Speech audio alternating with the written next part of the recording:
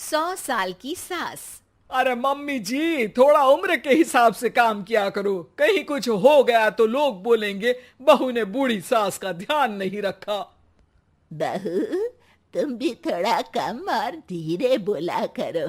कहीं चिल्लाते हुए कभी कुछ हो गया तो वही लोग बोलेंगे 100 साल की सास भली चंगी बैठी है और बहू बेचारी चलती बनी। वैसे मम्मी जी, दादी बिल्कुल ठीक बोल रही हैं। हैं? क्या ठीक बोल रही है? वो जो कुछ भी बोले वो सास है, पर तुम क्यों बोल रही हो?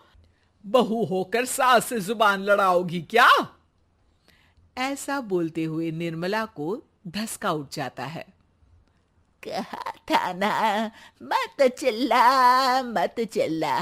तुझे बिना सास और बहू से जुबान लड़ाए बिना शांति नहीं मिलती। अरे माँ, दादी की बात सुन लिया करो, तुम्हारे भले के लिए बोलती है ना। अरे कोई भला नहीं, इन्हें बस मुझे परेशान और शो ऑफ करने का शौक है। हाँ। चल झूठी।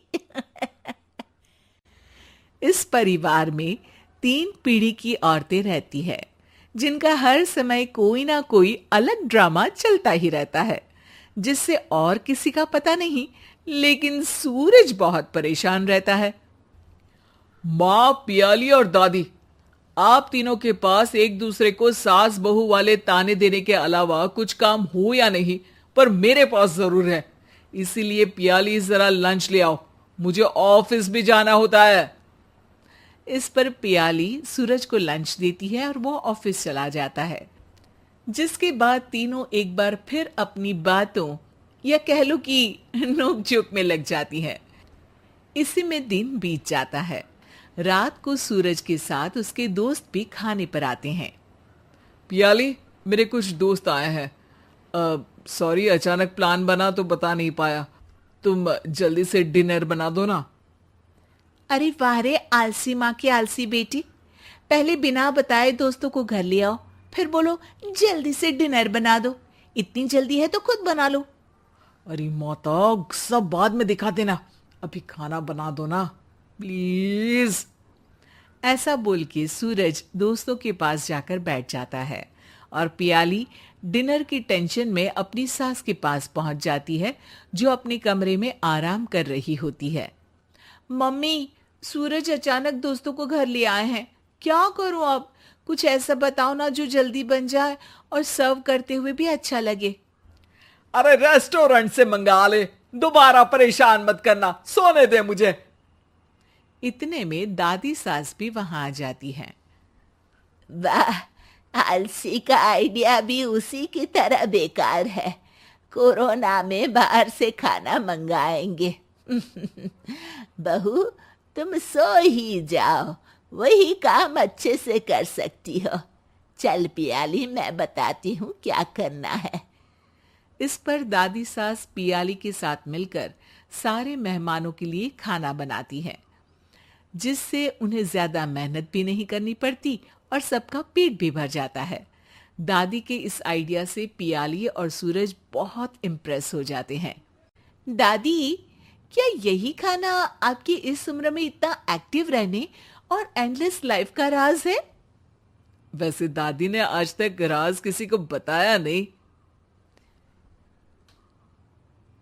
इन्होंने ससुर जी तक को नहीं बताया, तभी तो वो ऊपर पहुंच गए और ये अभी तक यही है। तेरी सास मेरे ऊपर पहुंचने का ही इंतजार कर रही है, पर इस आलसी का ये सपना पूरा नहीं होने वाला।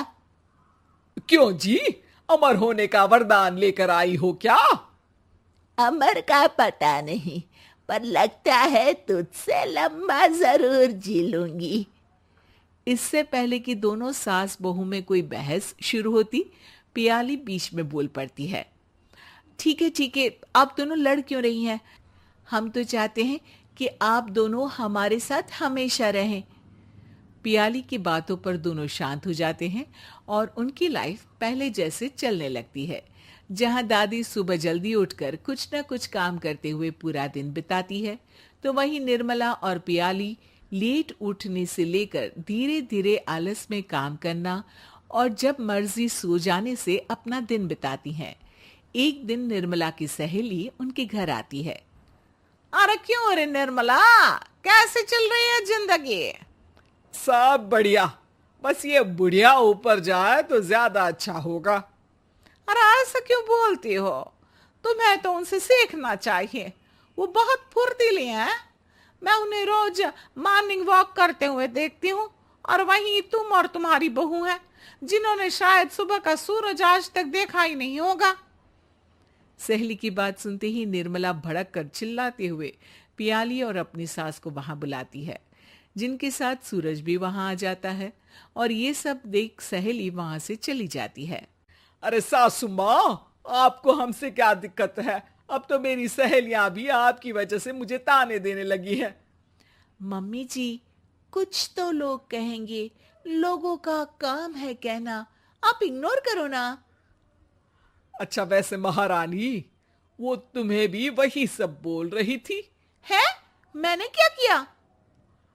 अरे किलस क्यों रही हो? अब तो समझो और अपना लाइफस्टाइल सुधारो। ओ मोरी मैया, अब हमारा लाइफस्टाइल भी खराब हो गया क्या? आपका तो हाई फाई है ना, बस उतना ही ठीक है। तुम लोग हमेशा पूछते हो ना कि मेरी इस उम्र और अभी भी इतने एक्टिव रहने का राज क्या है, तो वो ये लाइफ स्टाइल ही है, जिसे हाई फाई नहीं पर सिंपल कहते हैं। दादी, अब कहना क्या चाहती हो? यही कि मैंने अपनी जिंदगी में बहुत किताबें पढ़ी हैं, जिनमें एक किताब से मुझे ये समझ में आया कि हम कितने गलत तरीके से जिंदगी जीते हैं। उसी के बाद मैंने एक अच्छे जीवन के लिए इकिगाई रूल अपनाया, जिसका मकसद तो सिर्फ अच्छा जीवन जीना था। इतना लंबा कैसे जी गई मुझे खुद अचंभा होता है। ओह, तो मतलब आप मुझे परेशान नहीं करती थी? वो तो आप करती हैं। वैसे ये इकिगाई क्या है? थोड़ी रिसर्च खुद भी कर लो आलसियों, सब मैं ही बता दूं क्या? स्टॉप बोलने वाली बहू। Stop that! अरे अरे अरे, आप लोग स्टॉप तो नहीं हो गए ना? लेकिन ये कहानी है इसी खेल की जो कभी हम बचपन में खेला करते थे। बैठी रहती है सारा दिन पत्थर की तरह। अरे पत्थर भी कभी कभी हिल लिया करता है। तू भी कभी कोई काम कर लिया कर बहू। मैं तो बहू नहीं, भैंस ले आई हूँ। नीता सारा दिन घर का काम करती, कमर टूट जाती जब वो रात में बिस्तर में आराम करने के लिए लेटती। लेकिन मजाल है सास की, जो उसके काम की कभी झूठे मुंह भी तारीफ कर दे। हम लोग नसीब वाले हैं नीता बिटिया, जो तेरे जैसी बहू हम लोगों को मिली। पिताजी, यही आपका प्यार है जिसके कारण मैं इस घर में टिकी हुई हूँ। पर पता नहीं सासू माँ को मैं क्यों नहीं अच्छी लगती। अब तो 2 साल हो गए हैं शादी को। 2 साल में तू ये सवाल कर रही है? यहाँ मुझे 30 साल हो गए बिटिया। पता नहीं तेरी सास मुझे भी क्यों पसंद नहीं करती। फिर क्या, दोनों ससुर बहू खूब ठहाका लगा लगा कर हंसते हैं। अरे वाह जी वाह, क्या जमाना आ गया है। बहू को देखो कैसे ठहाके लगा लगा कर ससुर के साथ हंस रही है। अरे एक जमाना हमारा था, ससुर इस कमरे में तो मैं उस कमरे में, ससुर बरामदे में तो मैं छत में। और यहाँ देखो महारानी को, वो मेरी बेटी है और पापा ने तुम्हें कभी नहीं कहा था कि तुम इधर उधर भागो। हाँ, सास को पति की बात पर गुस्सा आ जाता है। तभी उसकी नजर बहू पर पड़ती है, जो सास और ससुर की बात पर हंस रही है। बहू को हंसता हुआ देख सास का पारा 7वें आसमान में चढ़ जाता है। अरे कल बूही, तू क्यों हंसी? तुझे कौन सी चुड़ैल चिपट गई तो हंस रही है? हम मियाँ बीवी का ये चलता रहता है, ये ना सोच के बीच में फूट पड़वा दी। और जी, जाइए बाजार से छाछ ले आइए, और तू जाकर किचन में बेसन घोल कर पकोड़े बना ले, कड़ी बनानी है तुझे। सास बहू और पति को ऑर्डर देकर वहाँ से निकल जाती है। पति बाजार की तरफ और बहू किचन की तरफ। हाँ, सारा काम हो गया, अब बस आराम से टीवी देखूं। उधर सास, कढ़ी खाने का बिल्कुल मन नहीं था, लेकिन जब ये लड़की खी खी करके दांत दिखाती है तो गुस्सा आ जाता है, लगता है कि मुंह नोच लो इसका। तभी सास के कान में बहू के जोर जोर से हंसने की आवाज आती है। सास का पारा फिर 7वें आसमान में चला जाता है। सास कमरे में जाती है जहाँ बहू टीवी में सीरियल देख रही होती है।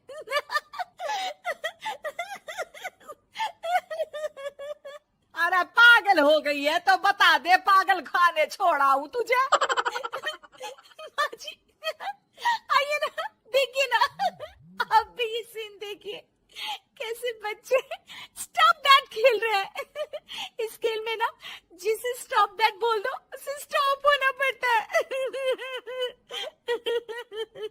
हाँ हाँ, बहुत खेला है मैंने भी इसे बचपन में, कोई इतने भी पुराने लोग नहीं है हम। हाँ, काश सासू माँ मैं भी ये खेल खेल पाती। सास को बहू की इस बात पर गुस्सा आ जाता है। यहाँ तो सारा घर फैला पड़ा है, रात के खाने की कोई तैयारी नहीं, और मैडम स्टॉप दैट खेलेंगी। हैं? अरे चल जाकर छत धो। बेचारी बहू जो अभी तक टीवी पर ठहाका मार रही थी, झाड़ू लेकर छत पर पहुंच जाती है। खुले आसमान के नीचे बहू भगवान की तरफ देखकर कहती है, हे भगवान, ये तो बता दो कैसे मेरे अंदर भी कोई क्वालिटी आएगी जिसे देखो, जब देखो कुछ न कुछ सुनाकर निकल जाता है। वो रोने लगती है, लेकिन करती भी तो क्या, भाग्य में जो लिखा है वो तो होगा ही। बहू पूरी छत साफ करके नीचे आती है जहाँ सास मजे से बैठकर टीवी देख रही होती है और जोर जोर से हंस रही होती है। टीवी में वही स्टॉप दैट वाला सीरियल चल रहा होता है। मासूम बहू फिर से टीवी देखने लग जाती है। कितना मजेदार गेम है। सास को फिर बहू पर गुस्सा आ जाता है। अरे उसे तो बहू के हंसने की आवाज ही चुभती है। तुझे स्टॉप दैट खेलने का बहुत मन कर रहा है ना, मुझे बोल स्टॉप दैट, अब बोल स्टॉप दैट, बोल बोल। नहीं नहीं माँ जी, कैसी बात कर रही हैं?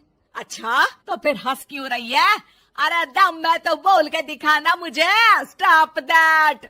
बहू सास के जोर देने पर जोर से गुस्से से बोल देती है, स्टॉप दैट। लेकिन ये क्या, सास तो मानो किसी भूत की तरह जम जाती है। मन तो कर रहा है कि ओवर ही ना बोलूं, लेकिन ये मानेगी तो नहीं ना। तभी डोरबेल बजती है और बहू सास को ओवर बोलना भूलकर दरवाजे पर चली जाती है। अरे कमला, तू क्या करने आई है? भाभी जी काम पर रख लो ना, बहुत जरूरत है पैसों की। मैं जानती हूँ, पर मेरी सास नहीं मानेगी ना। अरे पता नहीं भाभी कैसी सास है आपकी, इतना काम तो मैं 4 घर का नहीं करती जितना वो आपसे एक घर में करवा लेती है। बहू काम वाली से खड़े होकर तकरीबन आधे घंटे बात करती है और उसे विदा कर जैसे ही घर के अंदर आती है तो देखती है कि सास वैसी की वैसी ही खड़ी है। स्टॉप दैट, ये जो कह कर गई थी वो। अरे हाय, ये सासू माँ को क्या हो गया? अब ओवर बोलूंगी तो मेरी तो जान ही निकाल देगी। क्या करूँ मैं?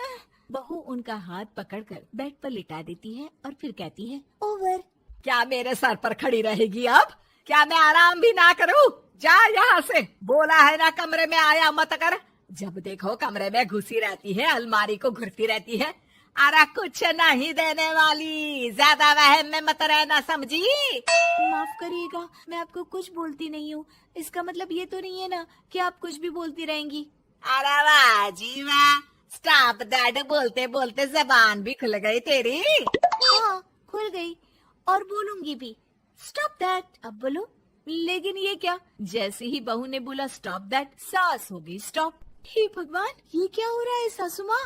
लेकिन बेचारी सास स्टॉप दैट में तो बोलती बंद हो गई उनकी। वाह जी वाह, लग रहा है कि अब सारा खेल मेरे हाथ में आ गया। बहू अब सास से स्टॉप दैट बोलकर कभी खाना बनवा लेती तो कभी घर साफ करवा लेती। अरे पता नहीं, मैं आजकल थकी थकी सी क्यों रहती हूँ, बीपी भी हाई रहता है, मन करता है सो ही रहूं।